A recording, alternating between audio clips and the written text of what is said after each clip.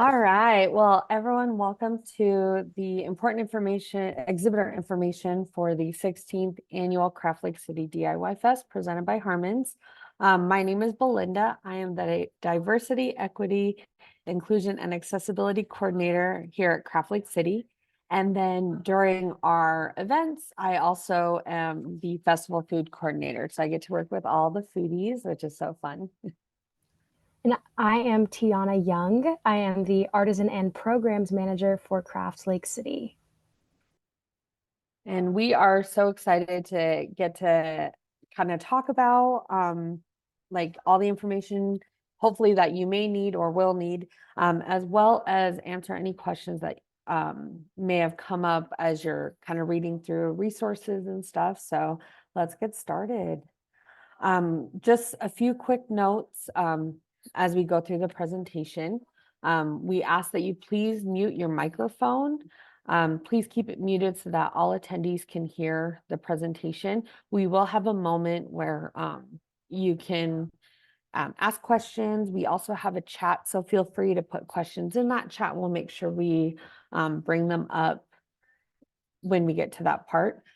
There are captions. They can be turned on at the bottom of the screen using the live transcripts button. And then this event is to be interactive, so please don't be shy. If you do have any questions, like I said, please type it in the chat and we'll address them at the end of the presentation. And then also we'll kind of open it if anyone has a question that may be a little too hard to type, we can definitely answer those questions as well. And then there will be a survey about the event that we'll send out. Just kind of feedback, see how we can improve this, as we want to make sure that as we as an organization grow, our processes and our information can also get better for what you guys want and need. And sorry, we just have a few more people joining in. All right, so our Craft Lake City, our mission is to educate, promote, and inspire local artisans while elevating the creative culture of the Utah arts community through science, technology, and art. It's through our mission that we create events like this where we can help any way we can to educate, educate and help provide more information to our artisans. So that way everyone feels super confident and they're excited to exhibit what they've made. And so we're just very excited to be able to provide this to everybody. Go ahead, Tiana. Sorry. Awesome. Yeah. So a couple of ways we do this is through our both year-round and seasonal programming, including our craft DIY workshops. If you are interested in instructing or just want to check it out, feel free to visit our website at craftlakecity.com/workshops. And then we also have a few other seasonal programs, including the Celebration of the Hand and Local Voices, which are a local free plakat, which is the German word for billboard, installation in downtown Salt Lake City on Broadway between 200 West and 200 East, as well as our Sharpie tattoo parlor, where we bring local artists with us in when we booth at local community events, and they get to draw on attendees for $5, which is super fun, as well as our Youth Artisan Entrepreneur Program, where we provide free enriching art education to local after school programs in the area while preparing them to exhibit at the DIY Fest in Kid Row.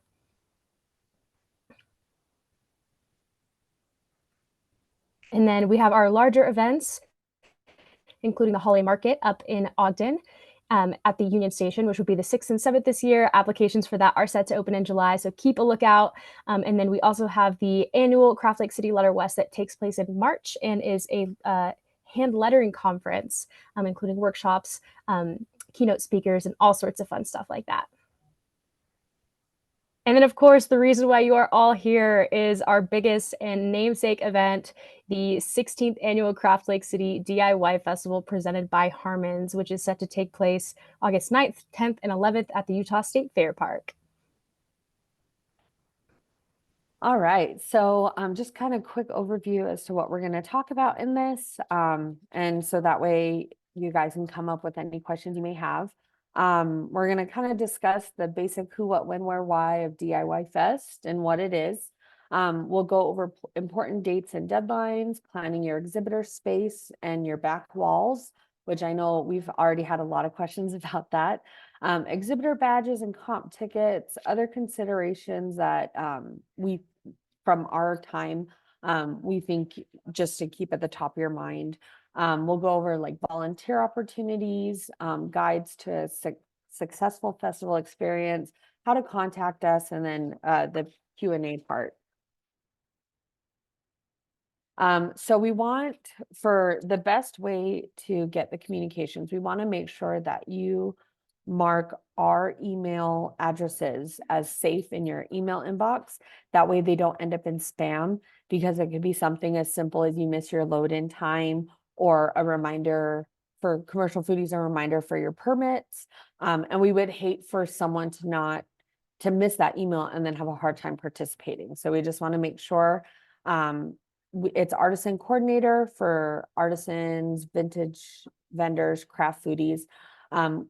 Craft foodies, I would also mark this one safe, the same as commercial foodies, but for if you do anything with food, just keep an eye open for festival food at craftlakecity.com. Sometimes we get notes from the health department and stuff, just making sure if you're doing sampling or anything. And they'll usually go through festival food. So just want to make sure everyone is ready to go and are going to have a great time. Performers, it's entertainment coordinator at craftlakecity.com. For our Kid Row artisans, it's just kidrow at craftlakecity.com. And for our STEM engineers, our STEM exhibitors, it's STEM at craftlakecity.com. We do have a lot of team members like checking those very frequently. So we do try to make the response time very quickly. So just make sure you have those in there. If you have any questions at all, feel free to also email these. Like if you come up with something later, so that way we can make sure, like I said, you're confident and ready to go when the festival comes up. Real quick, Belinda, it looks like there is someone in here who cannot hear us. Do you have any recommendations for troubleshooting the issue? Yeah, try closing out and relaunch. Yeah, someone said check your speakers. I know we had this issue last year and someone just kind of restarted their Zoom and it worked. We also are recording this. So if for some reason you miss anything, please, we'll send an email out with the links. And so that way, if you miss anything, you can rewatch this. And then, like I said, if you have any questions, please email us. Don't be afraid to ask. We are always happy to help. Thanks, Tiana. All right, so jumping into what is the DIY Fest? The DIY Fest is the largest local centric art, science, and technology festival in the state. And let's add music into that as well when it's all working together, especially because we really try to make sure that we are elevating the creative community of Utah when we try to bring in different exhibitors. It is an opportunity for Utahns to also support local and shop local. And that's one thing that I know a lot of people are very passionate about. So it's one thing that we like to also raise awareness to. And it's an event for local Utah artisans to display and sell their handcrafted wares, build relationships with other makers and patrons, and market their businesses. It's honestly one of my favorite events, and I'm not just being biased. Like before I started working here, I used to bring my son every year. And so it's just something that's become a tradition for my family. And now I get to be part of putting it on. So it's honestly such a fun event. Oh, go ahead. Yeah. Yeah, and if I may chime in here for a second, we started, the DIY Fest started in 2009, actually as a Slug magazine event, and then fully volunteer run for the first almost decade of our existence. And we've now just like kind of blossomed into our own nonprofit, having, both year round and seasonal programming, kind of like what we looked at before. So it's really cool to just kind of see that growth from this being like the beginning of Craft Lake City as well. Yeah. So the festival, this is very important, is Friday, August 9th, Saturday, August 10th, and Sunday, August 11th. And then our public hours are 5 to 10 on Friday, noon to 8 p.m. on Saturday, and noon to 6 p.m. on Sunday. And so that'll be prime selling hours for any of our artisans. A lot of times, some of our artisans will kind of talk to each other. And so you might be able to make some sales like a little bit before and stuff amongst each other.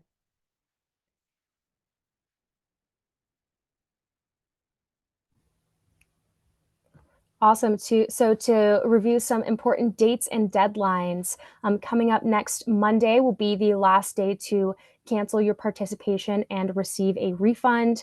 Please note that if you do need to cancel your participation after this date, we unfortunately will not be able to offer refunds after Monday.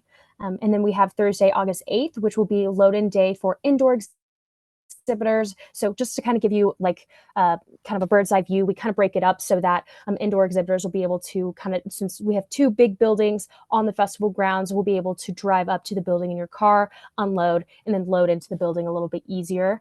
And so we do highly recommend making sure that either load-in day that you are scheduled for, depending on if you have indoor or outdoor, which again, you can find in your acceptance email. So to keep that entire day open.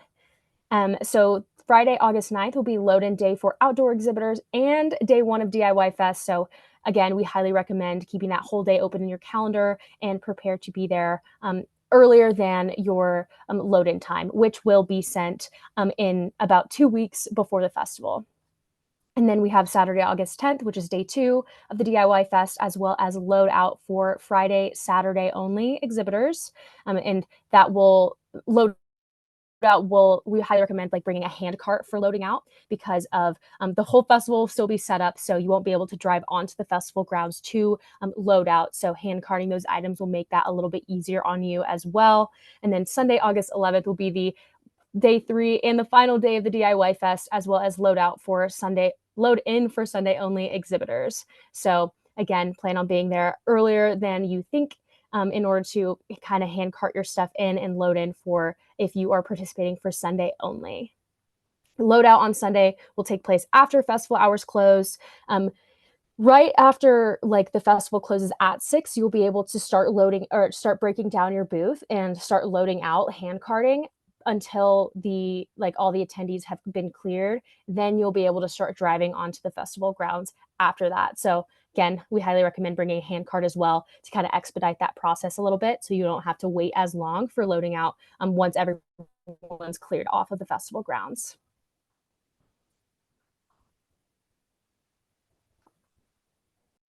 And real quick, in anyone's acceptance email, it'll tell you if you are indoors or outdoors. So you won't know exactly where you are placed, but you'll know if you're indoors or outdoors to kind of prepare for that. That was just a question that had popped up.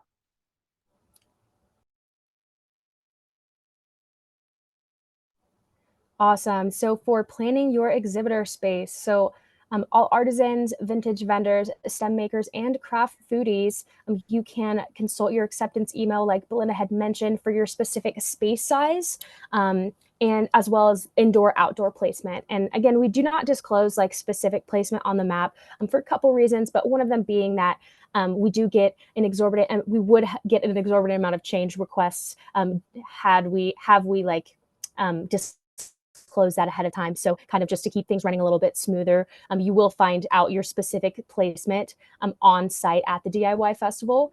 Yeah, awesome. So next one. And real quick, my position deals a lot with accessibility. And so I do want to kind of raise awareness to our exhibitors that we take accessibility requests very serious. And so if you do have any accessibility needs, please reach out with any requests or needs. We will try our best to make sure that we can get you taken care of and make sure you're in a position that you feel comfortable in as well.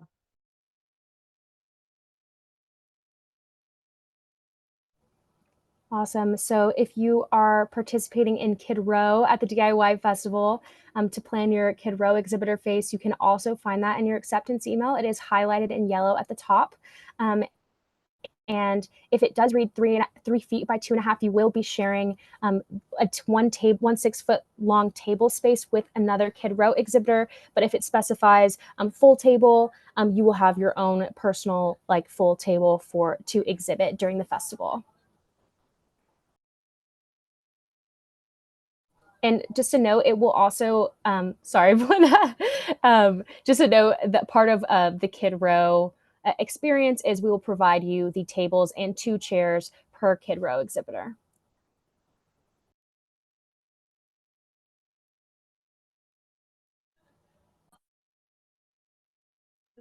My computer's like, you're muted. So sorry about that. My commercial foodies, your emails as far as like where you're located and your needs look very different compared to artisans. There's a little bit more specifics in there as we kind of book differently. So it'll tell you your sizings based off of the truck you applied with. Typically if if you're in a truck, you'll be within our food court or in our, we have 2 different food courts. So if you're in a truck or trailer, you'll be in one of those. If you're in a booth without an open flame, there's a different spot for that. So, but we try our best to make sure that everybody is in a prime location. So that way they will have the best time. One thing that I kind of recommend / stress is that keep your items within your space that you have applied for, because bleeding out, at least for food trucks and commercial foodies, you have to have for like health department and fire code, there needs to be a specific set spacing in between with nothing bleeding into there. And so to ensure that that doesn't happen, we have to make sure that we are exact in our measurements. So make sure that if you applied, for example, this one, if you applied with a 20-foot truck or trailer, that is the space you're taking up. As if we do have to remap, there is a process for that. And so please just let us know as fast as you can if you notice that there's technical issues with your truck or trailer, so that way we can make sure we get you taken care of. If there is an issue on site where you show up with a vehicle that's drastically bigger, you may not be able to participate, as like I said, it's very particular in how we map to make sure we get everybody in their correct spacing. If you have any questions, feel free to reach out to me so that way I can make sure I address anything. But yeah. Can I just quickly chime in here for a second? We did get just a couple of questions that are related to what we were talking about. So I'm just going to go ahead and shout those out for a second. One person asked if we should already know if you're indoor or outdoor, and yes, that should be outlined in your right next to your space size and the number of days you were accepted to exhibit. So those are the 3 like main points of information that should be highlighted in your acceptance email. If you're indoor, outdoor, how many days you were accepted to exhibit at with, as well as the dimensions of your specific space size. But if you do have any questions, feel free to send me an email, artisancoordinator@craftlakecity.com, and I'd be happy to clarify anything regarding your specific participation. And then we had one more question.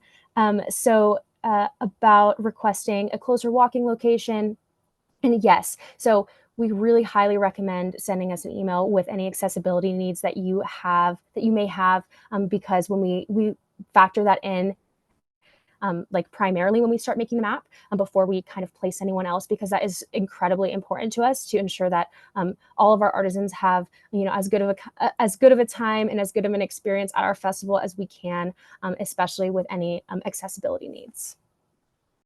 And then also for commercial food, for the most part, you guys are all outside. If just because it with indoors and a lot of sound and smells,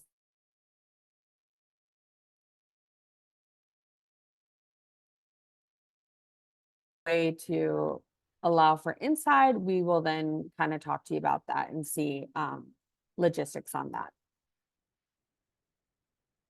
All right. Going into performer experience.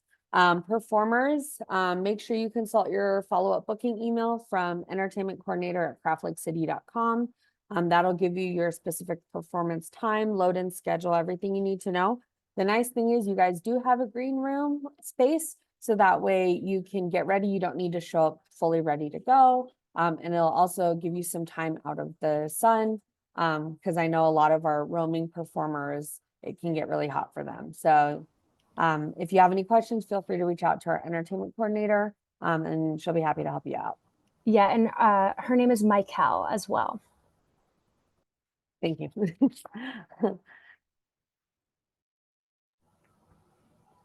Awesome. So planning your exhibitor space. So when you arrive for load in, we will already have your space completely taped out in the floor. So you'll know exactly where you're, and you'll also have like a little sign that has your business name on it as well. So you'll know exactly the boundaries of your space, as well as like the location. And it is really important, like Belinda said, for both accessibility reasons, but also just consideration of your like space neighbor, to make sure that you keep all of your like items, whether it's furniture, A-frame signage, anything that you bring for part of your booth space, to stay contained within those boundaries, especially because especially for wheelchair access.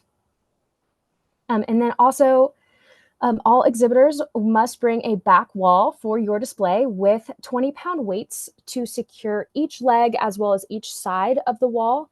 And part of that is for safety for your neighbors. But the reason why that we require back walls to be brought is because it really makes it feel like a little shop, and it really enhances the festival experience for festival goers as well. So I kind of look at it as like an opportunity to customize your exhibitor space and kind of show your personality in it as well, show off a little bit of your creativity beyond just what you create.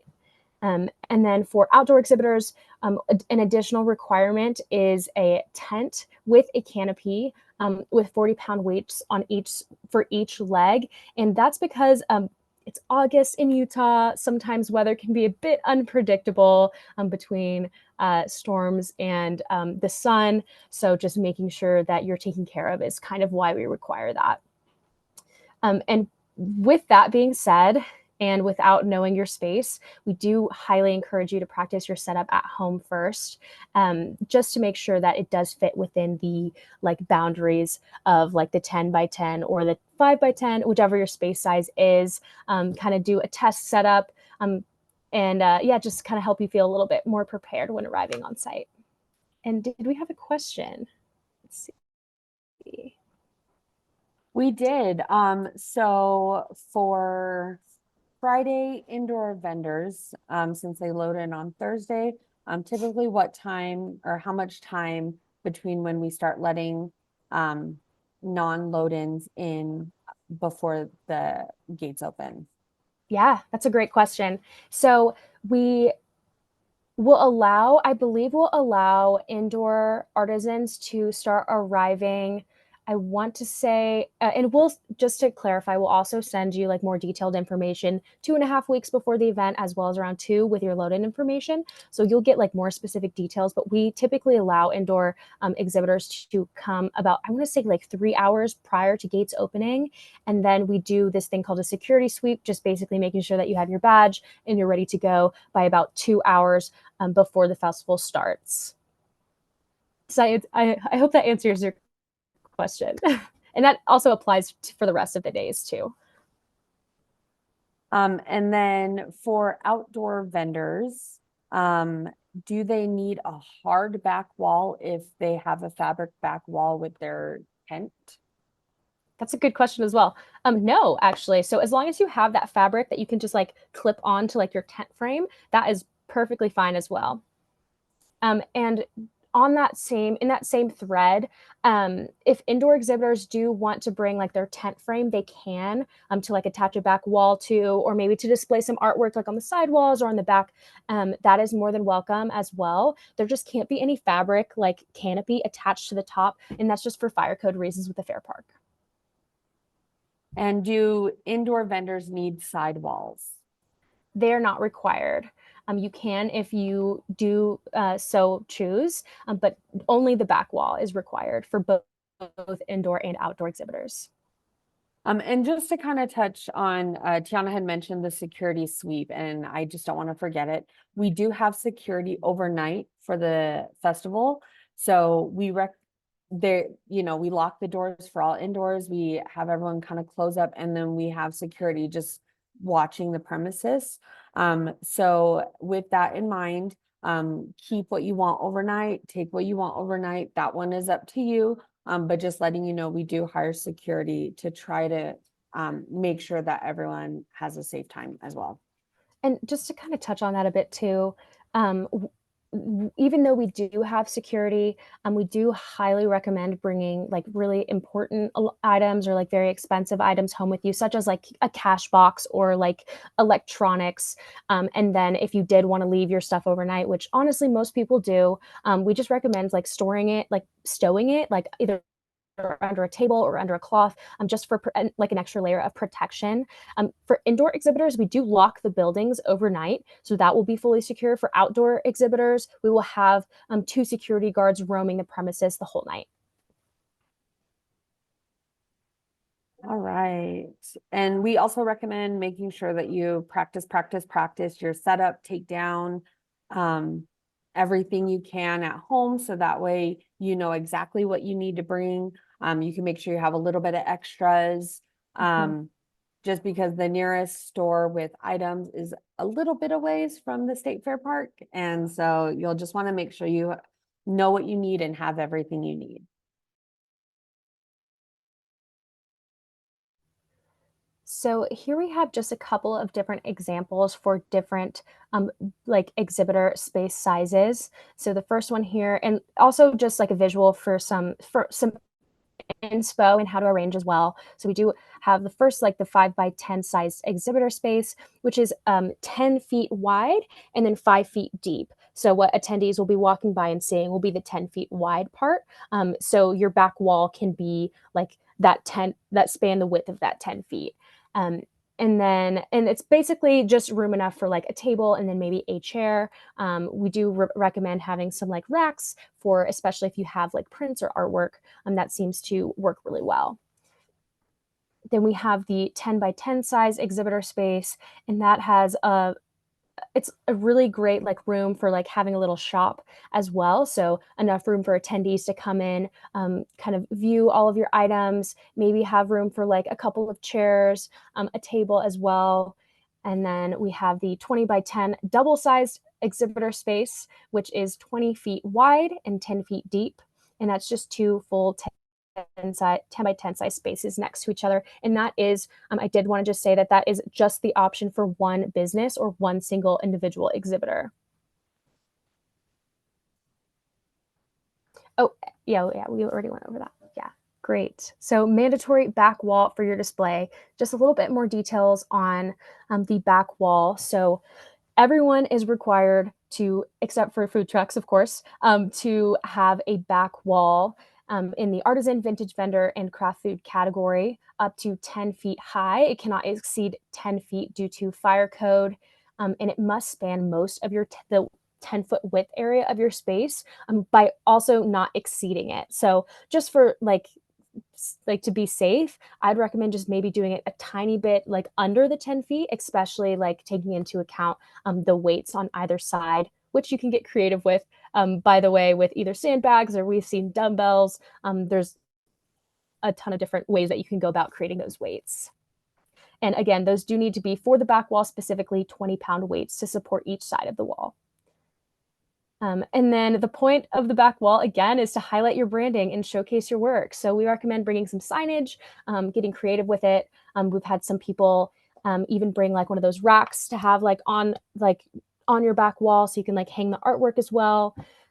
Just thinking about making it, one thing to consider is thinking about making it kind of light to transport, especially since you're not sure where you're going to be placed if you're indoors, whether you're upstairs or downstairs. So just making it light and mobile. We do highly recommend just for ease of setting it up. And then again, the sidewalls are optional. We do have resources on our website as well for how to build your back wall. And if you could click to the next slide, Belinda, there is the example for it. And it basically just gives a couple of options on how to construct that. And Tiana, what is the minimum for the back wall? That's a really great question. There's no like specific minimum for back wall, but we do recommend it being, I mean, maybe like a little bit above like a human, like just a 6 feet maybe. Just visually at least. There's no specific requirements though for how tall that needs to be. And for a 5x10, the back wall would be 10 feet with 5 feet Correct. forward. All right. Correct. So for a 5x10 space, the back wall would still be 10 feet wide because the 5 feet goes between the back wall and then the front of your exhibitor space.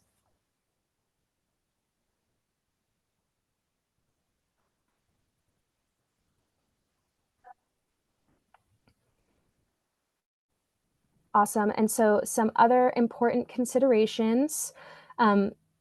Again, you will not receive your location until you are on site for load in. And however, if you would like to choose your location on the map, we do offer a premium special placement option for a premium fee. And that's just because we have very limited availability for those. And we would need to basically walk through the Veripark on site and pick your spot. Indoor exhibitors may be upstairs or downstairs. So again, I'm thinking about making your setup, your booth setup, like a little bit more mobile if you can. The elevator, so if you were to be placed upstairs, we do have an elevator as well as a very large staircase, but the elevator's dimensions are 7 feet tall and 4 feet wide, and then 7.5 feet deep. So we highly recommend being prepared to either fit your items within those restrictions or be prepared to carry them up a couple of flights of stairs, like 2 flights of stairs, I believe. So again, we recommend bringing a handcart or dolly, as well as a helper or two to help make the process a little bit easier and go a little bit quicker. So for product safety, Craft Lake City is not responsible for lost or stolen items, and exhibitors are advised to use their best judgment in whether or not to leave items in their space overnight. We did talk about having security on site and a couple of precautions that we recommend practicing while at the DIY festival. But for indoor exhibitors, the buildings will be locked overnight. And real quick, before we move to the next slide, how much is the special placement fee? Great question. The special placement words. The special placement fee is $300.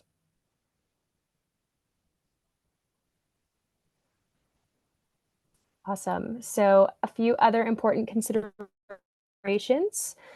are keep your space clean.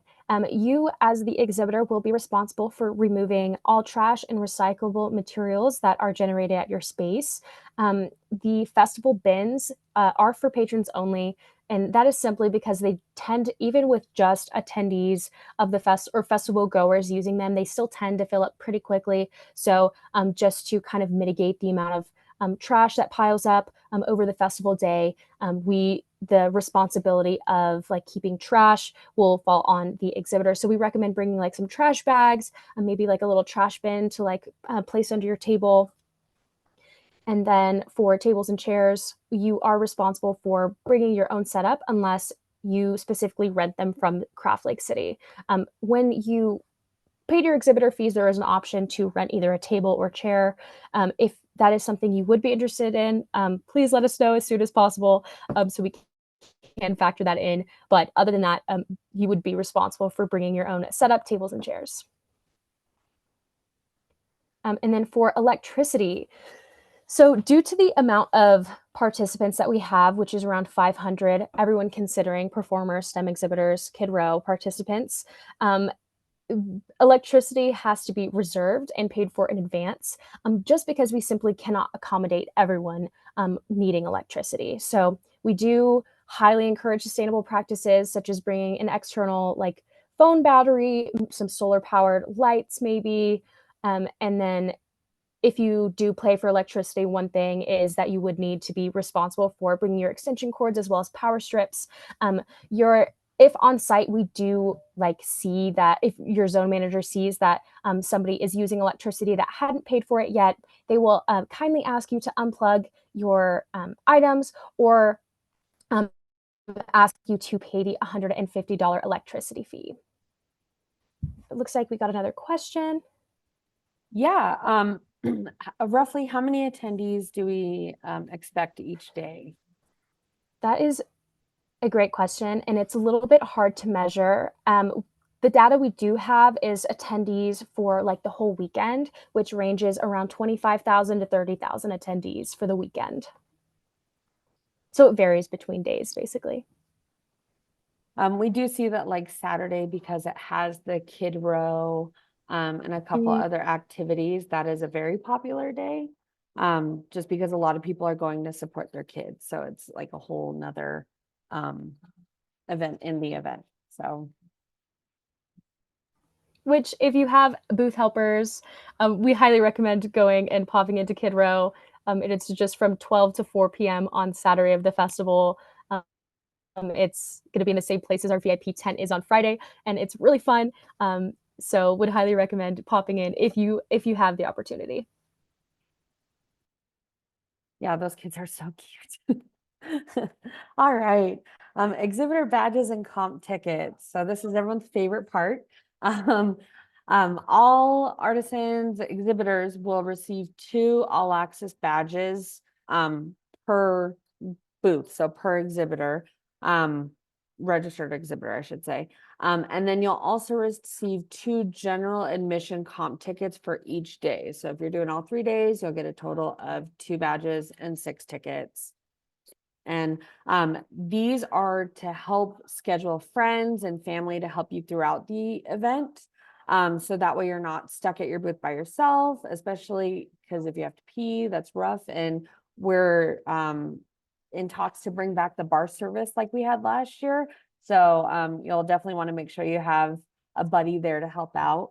And then with that as well, CLC staff and volunteers are not allowed to booth sit for everybody's safety and liability issues. So as much as we would love to, we just are not able to. But like I said, we try to provide what we can to make sure that you do have help and you can provide those tickets to friends and families to help you out. All right, special event sales tax. If you'll go back for 1 second, we have a couple questions related to the slide. So one thing I did just want to reiterate, Craft Lake City staff cannot and volunteers are not allowed to booth sit. I'm just wanting to repeat that again because it is really important. Like Belinda said, we really wish we could, but just due to liability, we absolutely cannot booth sit during the festival. But to answer some of these questions, are these in addition to us or including ourselves? And I'm just going to assume that's meaning for the compensation tickets. Those are added on as a gift from Craft Lake City to help you source booth helpers and encourage friends and family to come out and visit the festival. The 2 all access badges are for the exhibitors, artisans, business owners, creatives. So you will already have 2, and that's all access, meaning you can go in and out at any point in time over all 3 days, or depending on your participation, over your participation days. And then, can a badge be transferred? That's a great question as well. I believe, yes, they can be transferred. So as long as you just have 2 badges, you can have them being used at any time during the festival, yes. And then have several volunteers coming in and out. So we will have the one additional exhibitor badge to you, as well as those 2 additional compensation tickets per day. So I believe that's comp tickets do not, yeah, so those are different. So the comp tickets are like just 2 general admission tickets into the festival, which can be redeemed one time. The badges can be used throughout your entire like participation days, no matter if it's 3 days, 2 days, 1 day. So yes, I hope that answers your question. And yes, let's see. People at the booth do not need to have a badge as long as they have a hand stamp, which will be given out during the security sweep or when they enter the festival through the gates. So just to kind of reiterate, you'll have 2 badges plus 2 tickets, different things, just so that way everyone's fully aware. Thank you, Um, Belinda. yeah, sometimes math is hard for me, so. All right, so the special event sales tax. In Salt Lake County, for this event, the sales tax is 7.75%. And that percentage is the total of state, county, and city sales tax rates. We are required to send a list of vendors to the Utah State Tax Commission before the event. And it's really not as scary or as intimidating as it sounds. All it does is it allows them to get you your paperwork. So that way you don't have to track it down. They should just be able, it makes it easier for everybody. So you'll track your income throughout the event. Everyone is selling different merchandise in different forms. You'll fill out a basic form and it's to be mailed to the address included in your application within about a week of the event. And you are responsible for paying your own sales tax. Consider building sales tax into your pricing versus having it as an add-on. It helps avoid like the sticker shock when someone sees a price and then realize there's more to it. But you know, whatever works for you in your booth. It's just stuff we've seen through over time that have been helpful. Tiana, do we provide the form with our Craft Lake City info? That is a great question. So we do not provide any forms or take any commission also from your sales as well. So really our involvement is pretty minimal when it comes to taxes at our event. What we do is we send the list of exhibitors to the Utah State Tax Commission, and then they will email you directly with the forms. And then just a heads up for commercial foodies, food vendors that prepare the food on site, your sales tax is 8.75%. Thank you, Wendy. And so just a heads up for those who are serving food on site. All right, so next we have our online exhibitor profiles. If you have not seen yours yet, go check it out. We get so excited when we post these because it's a way for the world to kind of be introduced to you. And so if you go to our DIY Fest page and just click a category, you'll see a whole list that looks like this page, and everyone has one. When you click on it, it'll have your bio that you put in for like when you applied, and it'll have the photos that you submitted. If there are any changes, for example, you got new products that you want to show off or you have a new bio, feel free to shoot us an email. We are happy to update that. If you notice that your social media handles like didn't convert over, sometimes when we try to search for them, we can't find them. And so if you have that link exactly, we could put it in to make sure that your social media shows up. You can go into your exhibitor, like kind of where you applied and update photos. But like I said, if there's anything that's not updating, we are more than happy to go in and make sure that we got you taken care of. Yeah, even if like we've had a couple of people in the past who had a business name change, we're more than happy to make that adjustment on our end as well if you aren't able to log back into your account and make that change. All right.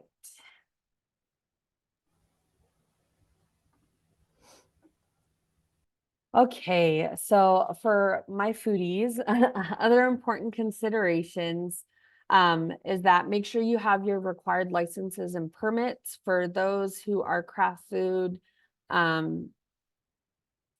exhibitors that are wanting to sample. Make sure you have those sample permits and you're following what's required for that. If you have any questions, please email festivalfood@craftlakecity.com, and I'm happy to make sure that we can get a checklist for you. We do work with the health department very closely. So you will receive an email from me when I check with them to make sure you have all your required permits. So that way we make sure that you are not missing anything and you can just come and have a great time. I will put this link in the chat, but we do have exhibitor checklists available. You can either hover over on our website, hover over DIY Fest, and there's a page called Exhibitor Resources.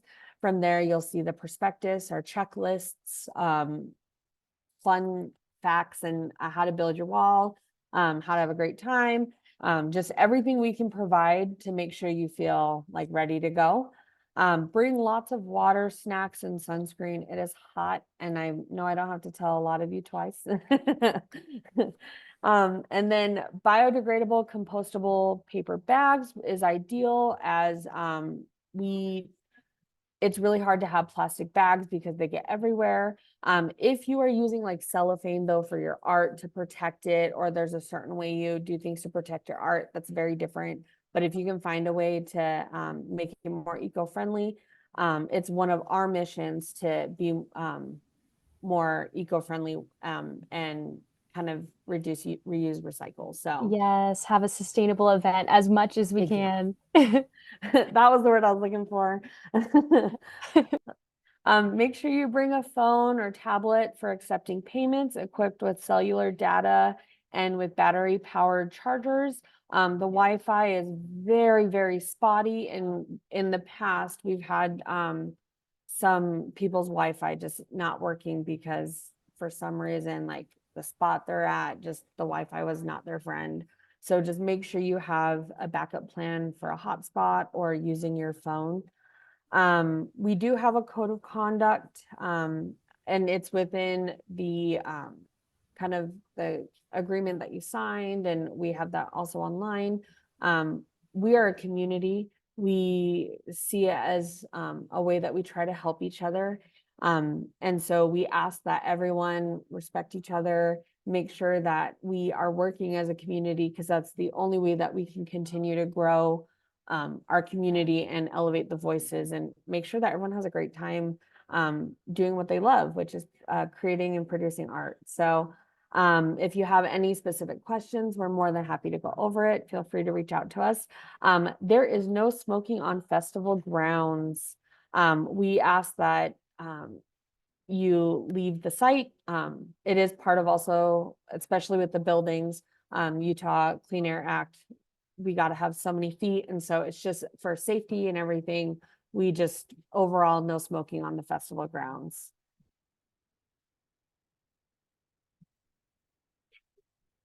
All right, parking at the venue. The Utah State Fair Park manages the paid parking lots on their grounds. So that's not something we are involved in.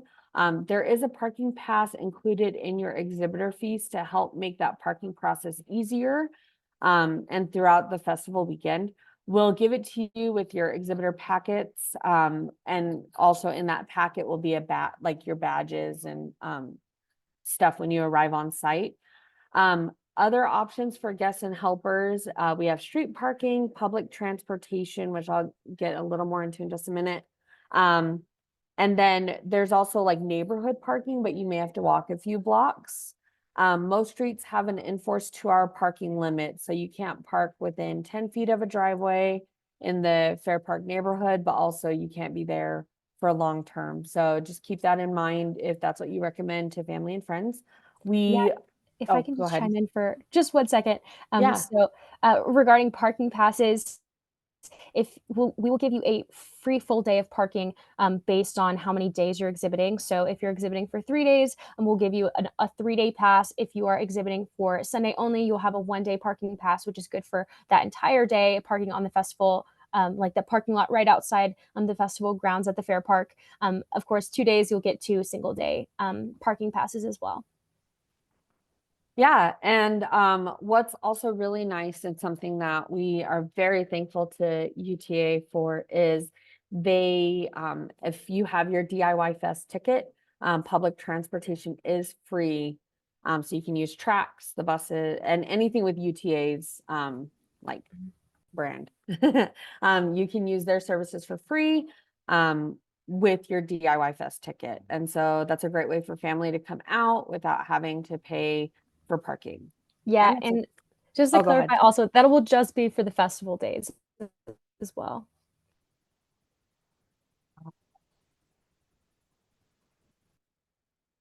Okay, so promotion tips. We when you got your acceptance email, we did send out some social media graphics. So that way you can share it. It's a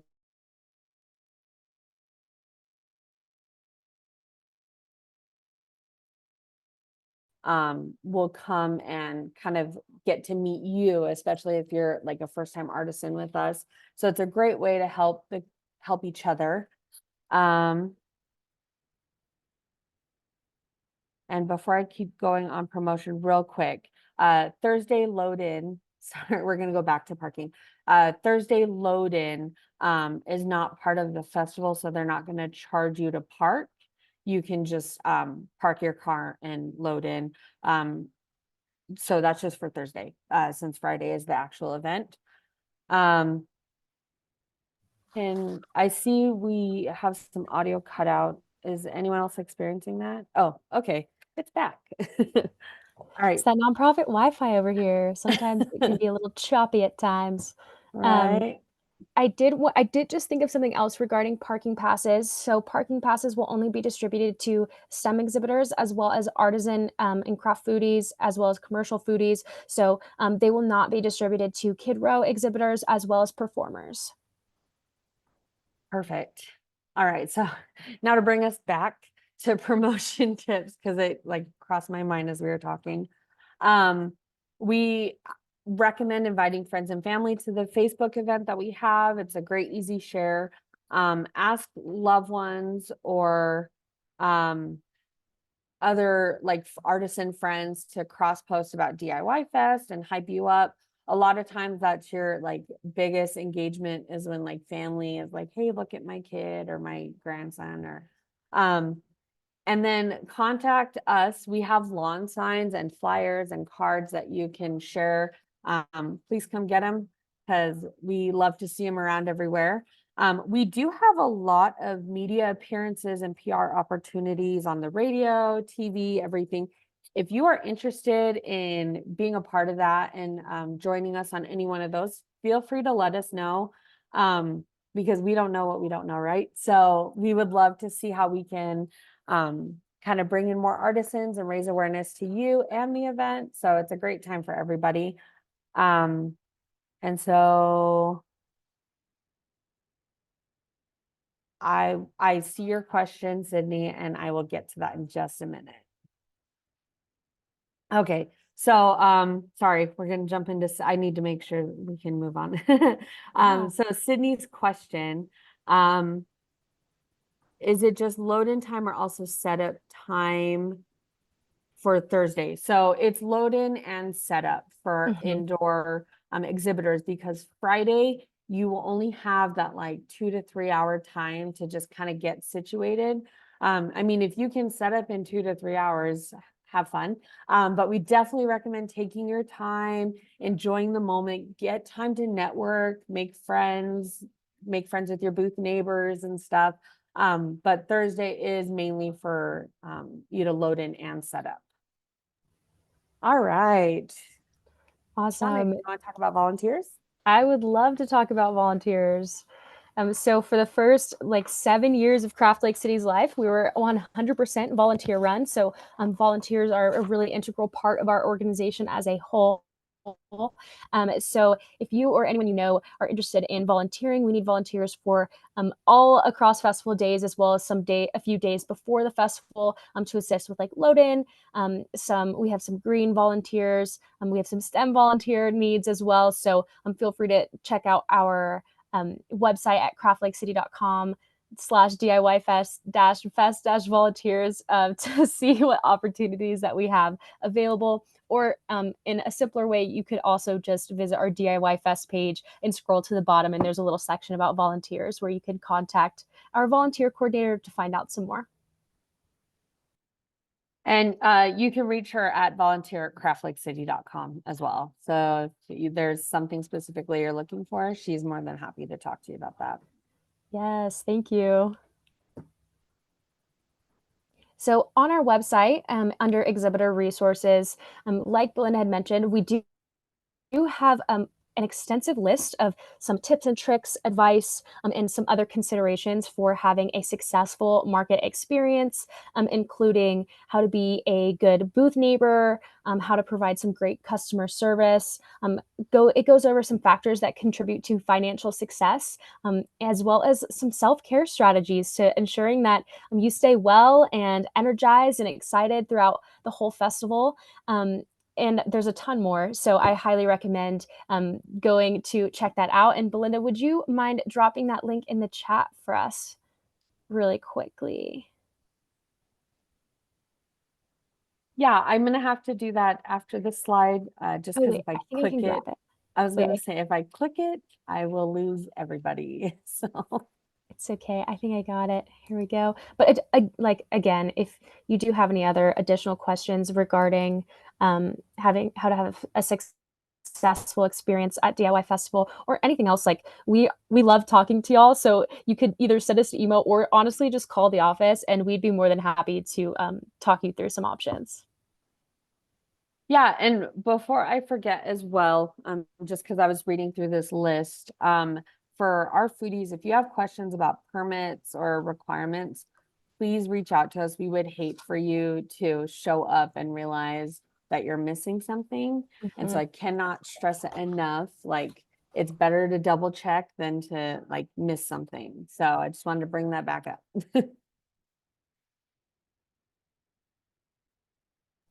Awesome. And then for some of our contact information, of course, you can visit craftlakecity.com to visit our website. Our phone number is 801-906-8521. And that's just the Craft Lake City phone number here at the office.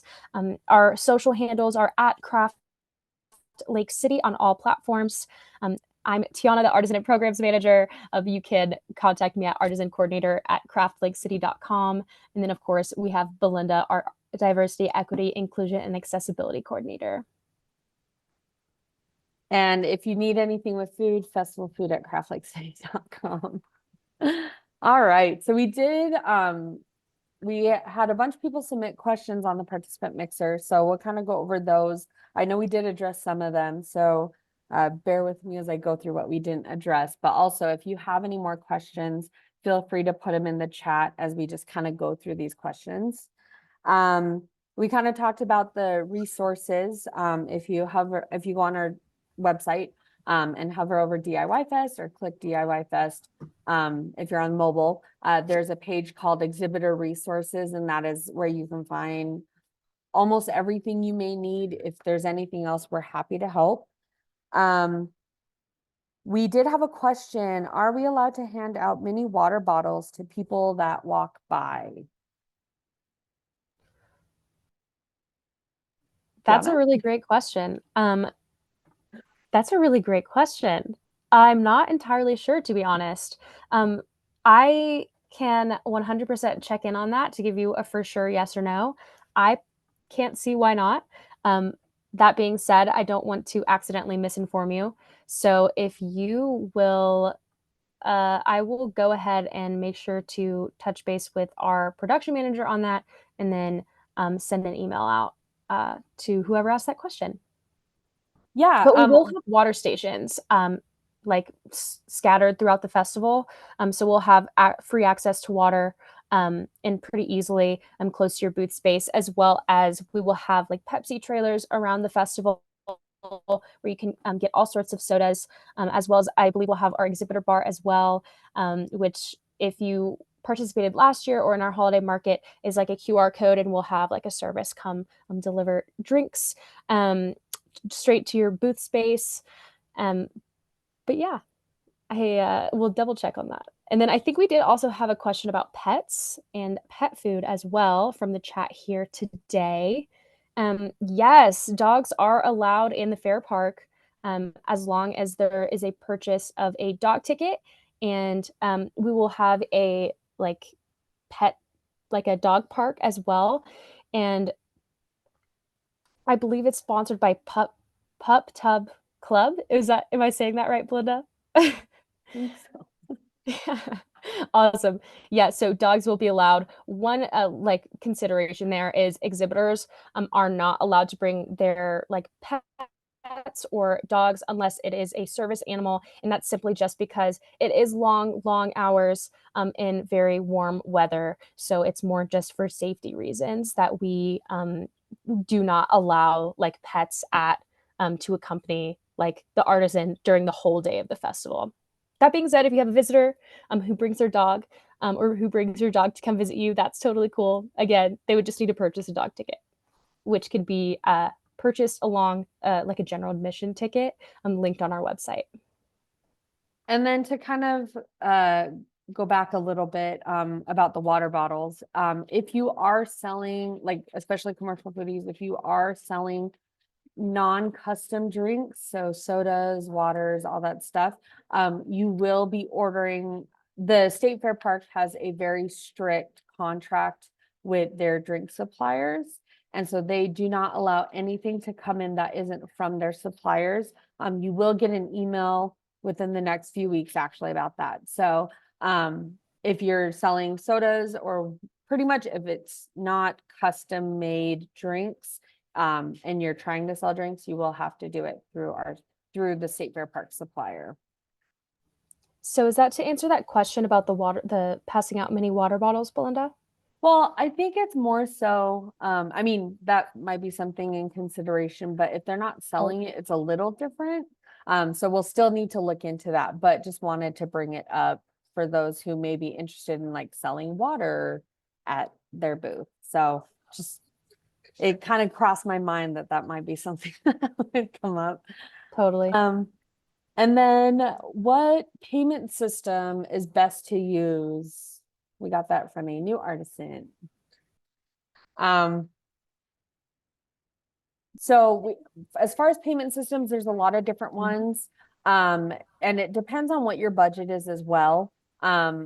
If you are kind of just using your phone, we definitely recommend having something that is compatible with your phone. If you have a full like POS system that needs to be plugged in with Wi-Fi, you're gonna have a hard time, especially depending on your location. So we definitely recommend like a mag strip or something that can plug into your phone and easily use.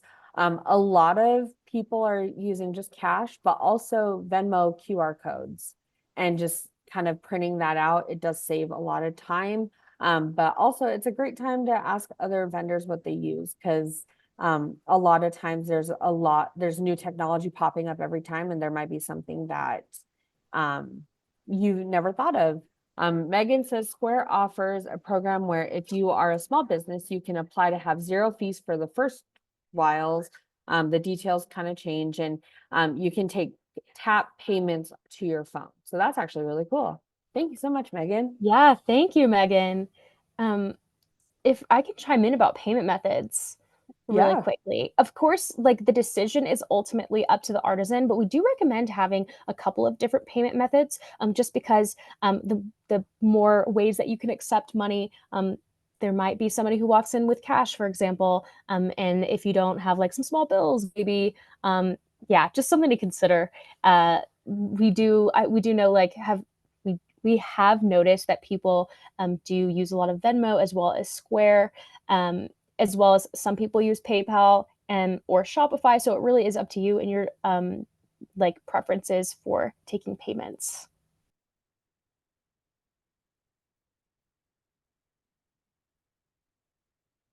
Sorry.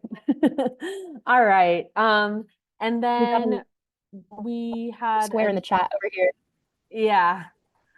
We did have a question though. Can we advertise tickets are $13 as the pre-event? Absolutely. The Yes. price So does change day of, so just keep that in mind. When you're like talking about it, that up to the like day before the event, it is $13. And then at the gate, it is $15. However, VIP tickets are $30 in advance and $35 day of, or at the gate. And that just basically grants the ticket holder priority, like access to like viewing the stage and the headliner performances on Friday, as well as getting like a tasting. There will be around 15 or so craft foodies in the VIP tent, offering like tasty bites. And there will also like it comes with two free or two drink tickets that are included in the purchase of that VIP ticket as well. All right. So we're just gonna kind of wrap it up as we're a little over time.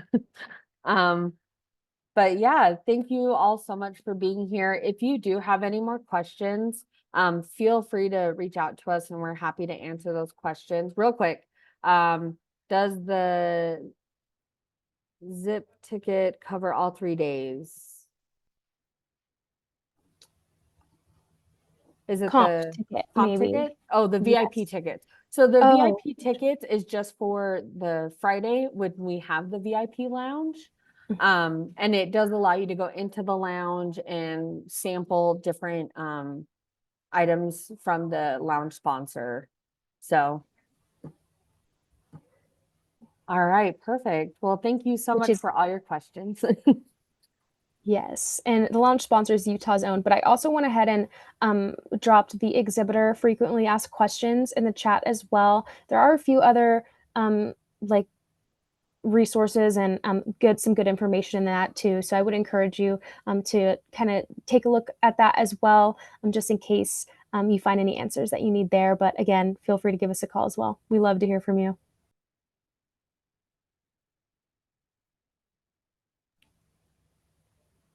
Thank you all for coming. It was so good to virtually hang out. All right. Thank you so much. Like I said, please feel free to reach out to us if there's anything you have. Um, and we're more than happy to help. And yes, Cassidy, I can chat with you right after this.